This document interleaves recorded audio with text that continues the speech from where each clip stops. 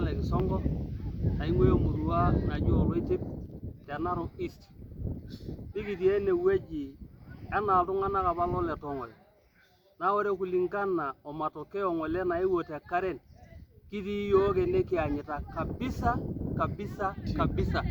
Mikitii tenebo woina kiguana ng'ole nainosaki te Karen, nimikiaku tenebo, neeneku iyiok te Azimio amu kishomo iyiok Azimio enewueji olekenta.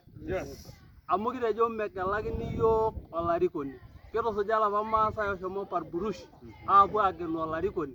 Naa enetii ilo maasai olarikoni.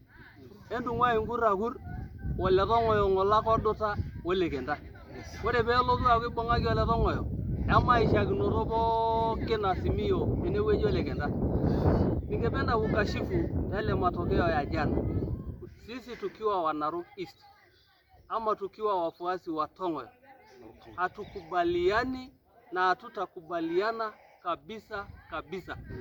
Ikiwa ni hivyo, juu imetendeka na tunashukuru hiyo UDA, lakini hapa kwa kipengele ya governor ya Narok County, naomba Wakenya wote, wale walikuwa UDA, wale walikuwa wa Tong'oyo na wale wa Kenda, zote tarehe 9 tujaze ballot ya Kenda.